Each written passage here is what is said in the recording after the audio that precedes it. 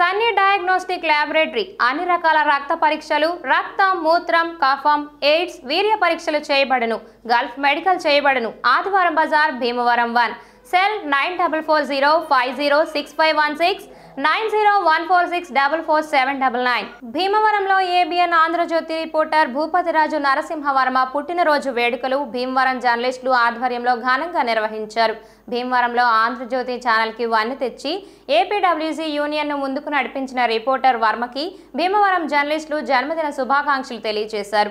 వర్మకు మరెన్నో పదవులు రావాలని కోరుకుంటూ భవిష్యత్తులో జర్నలిజంలో మరింత ఉన్నత స్థాయికి చేరుకోవాలని భీమవరం జర్నలిస్టులు ఆకాంక్షించారు. ముందుగా జర్నలిస్ట్ సోదరులు వర్మ చేత కేక్ కట్ చేయించి శుభాకాంక్షలు తెలిపారు.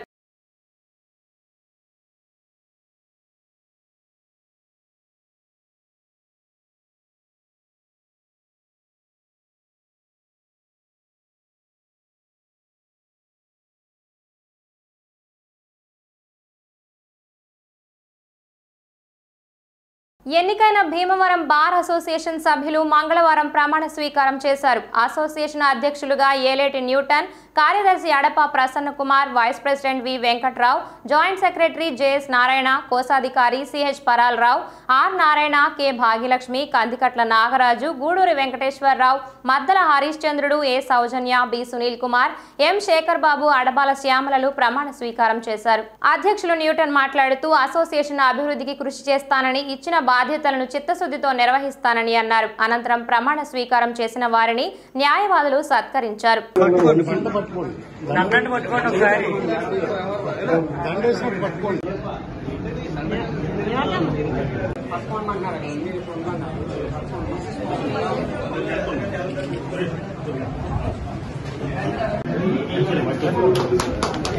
సునీల్ కుమార్ గారు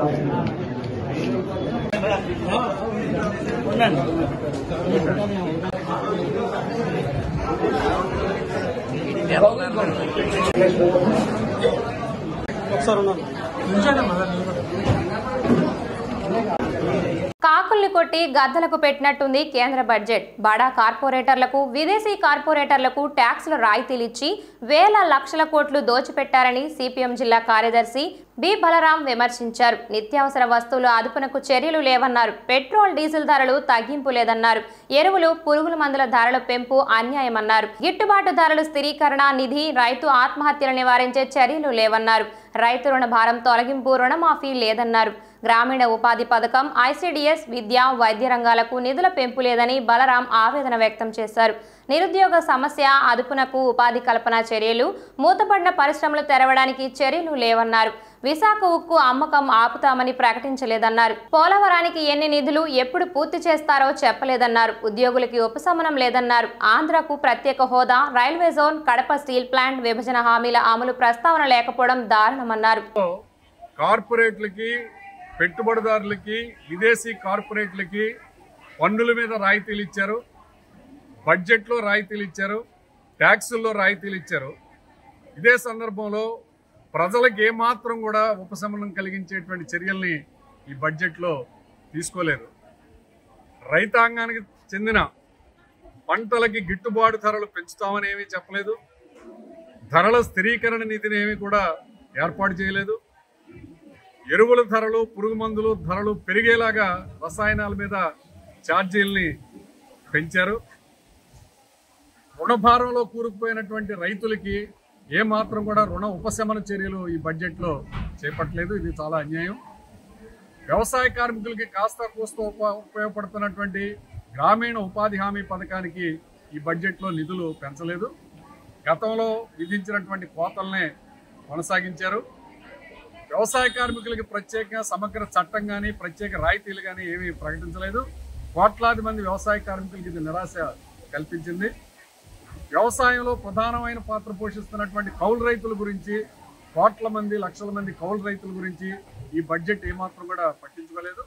పైగా ఎరువుల ధరలు, పురుగు మందుల ధరలు పెరగడం ద్వారా కౌలు రైతుల మీద కూడా విపరీతమైనటువంటి భారం పడుతుంది. ఐసిడిఎస్ పథకానికి కూడా గత బడ్జెట్లో కోతలు విధించారు. ఈ బడ్జెట్లో కూడా ఏమీ కేటాయింపుల్ని పెంచలేదు. ఇది చాలా అన్యాయమైనటువంటి విషయం. పెట్రోల్ ధరలు, డీజిల్ ధరల్ని జిఎస్టీ పరిధిలోకి తీసుకొస్తారు. ధరలు తగ్గుతాయని ఆశించాం, ఎదురు చూసాం. కానీ పెట్రోల్ ధరల్ని, డీజిల్ ధరల్ని జిఎస్టీ పరిధిలోకి తీసుకురాలేదు. అంటే ధరలు యథావిధిగానే కొనసాగుతాయి, ప్రజల మీద భారాలు పెరుగుతాయి. నిత్యావసర వస్తువుల ధరల అదుపుకి ఆచంట మండలం కోడేరు వద్ద గోదావరి ఉధృతిని పరిశీలించి ప్రస్తుత పరిస్థితికి అనుగుణంగా అధికారులకు జిల్లా కలెక్టర్ దిశానిర్దేశం చేశారు. స్థానిక ప్రజలు, నాయకులతో ఆమె మాట్లాడారు. ఈ సందర్భంగా జిల్లా కలెక్టర్ మాట్లాడుతూ, ప్రస్తుతం మనకు వర్షాలు లేకపోయినా ఎగువన కురుస్తున్న వర్షాలు మనకు వరద రూపంలో ప్రమాదం వచ్చే అవకాశాలు ఉన్నాయని, పరిస్థితి యథాస్థితికి వచ్చే వరకు లంక, లోతట్టు గ్రామాల వాసులు పునరావాస కేంద్రాలకు, సురక్షిత ప్రాంతాలకు తరలి రావాలని జిల్లా కలెక్టర్ కోరారు.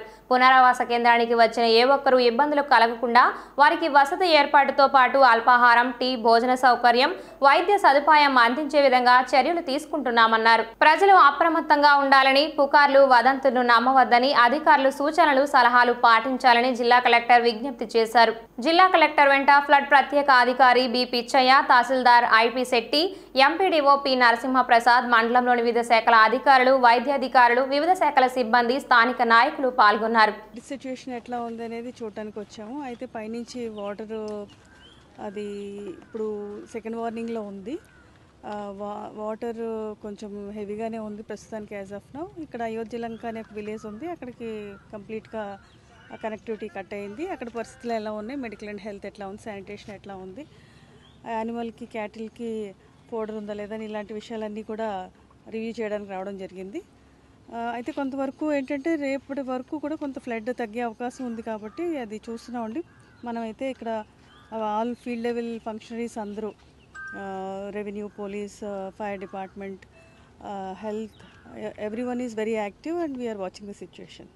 ఎంపీడీఓ వెంకటరమణ అదృశ్యం విషాదాంతం కావడం నర్సాపురం వాసుల్ని కలిచివేసింది. గత వారం రోజులుగా ఆయన ఆచూకీ చిక్కకపోవడం, ఎక్కడో ఒకచోట క్షేమంగా ఉండి ఉంటారని అంతా భావించారు.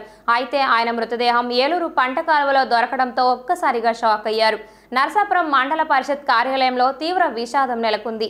ఈ విషయం తెలిసిన వెంటనే మండల పరిషత్ సిబ్బంది మరియు సచివాలయ సిబ్బంది కొంతసేపు మౌనం పాటించారు.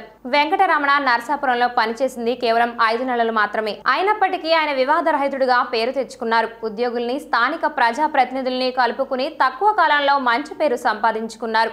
అయితే మాధవాయిపాలెం రేవు విషయంలో ఆయన బలి కావడాన్ని ఉద్యోగులు జీర్ణించుకోలేకపోతున్నారు. రేవు పాటదారుడు 55 లక్షలు చెల్లించకుండా 2 నెలల నుంచి కాలయాపన చేస్తూ వచ్చాడు. దీంతో ఆయన మానసిక ఒత్తిడికి గురై అనారోగ్యానికి గురయ్యారు. ఈ నెల 3వ తేదీ నుంచి మెడికల్ లీవ్ పెట్టి స్వస్థలం విజయవాడ వెళ్లిన ఆయన మానసిక ఒత్తిడితో ఆత్మహత్య చేసుకున్నారనే విషయాన్ని ఉద్యోగులు నమ్మలేకపోతున్నారు. మంచి మనిషిని కోల్పోయామని ఆవేదన వ్యక్తం చేస్తున్నారు.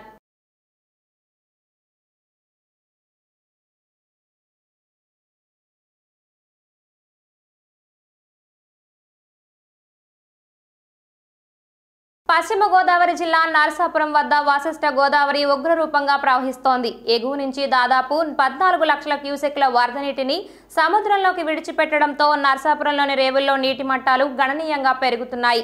ఇప్పటికే వరద ఉధృతికి ఉభయ గోదావరి జిల్లాల మధ్య రాకపోకలను నిలిపివేసిన అధికారులు గోదావరి పరివాహక ప్రాంతంలోని స్లూయిస్ తలుపులను కూడా మూసివేశారు. ఏటిగట్లు బలహీనంగా ఉన్న ప్రదేశాలను గుర్తించి ఇసుక బస్తాలతో పటిష్టం చేస్తున్నారు. దాదాపు 10,000 ఇసుక బస్తాలను సిద్ధం చేశారు. నర్సాపురం ఆర్డీఓ అంబరీష్, తహసీల్దార్ ప్రసాద్లు గోదావరి ఏటిగట్లను పరిశీలించారు.